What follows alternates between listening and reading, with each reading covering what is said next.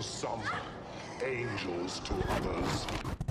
Hey, what's up, Psychos? I'm IAnthonyD. Welcome back to another Texas Chain Saw Massacre, the game video discussion video. Boys, today I want to talk about maps and escapes a little bit because this is something that I think about a lot. Also, some good news. A lot of you guys have been asking me about crossplay and stuff like that. And Matt did actually reply on the Reddit forum saying that crossplay is something that they're definitely interested in. But maybe we might not see it at launch. If we don't see it at launch, there's a possibility we may see it post-launch, but definitely something that they're eyeballing, which I think is great news. I think gaming in 2022 or whatever have you, we just got to have crossplay. But let's talk about maps. So we know that the game takes place a little bit before the movie events actually happen.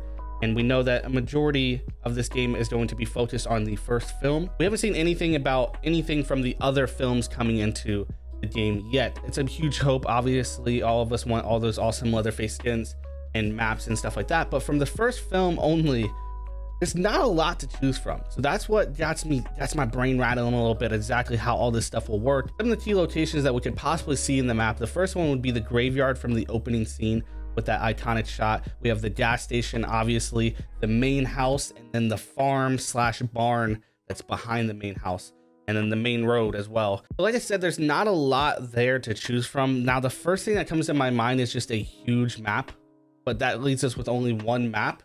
So I really don't understand how they're gonna do this. If we do a really, just picking off of F13, if we do a really big map where we have the main house, we got the barn and the farm side, we got the main road up front, the gas station is maybe just a little bit through the woods, and then maybe the graveyard, which I don't think makes much sense, but maybe it's just a little bit further down. That type of map can really only work depending on the gameplay, because the Friday the 13th maps only made sense because of the gameplay. Having that large of a map was there because we were expected to loot and find items to fight back against Jason, or loot and find items to help us escape.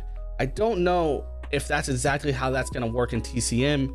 A lot of people think that they're just going to take the F13 template and just paste it on the Texas game, which I don't think they'll do, because they're talking about reinventing this kind of stuff. I think more than likely we see them take some aspects from F13 and bring it over to this new game, but I don't think it's going to be similar at all. Yeah, it's an interesting one. Or do we do smaller maps, like the main house and the barn is one, the gas station, the woods and graveyard is another one?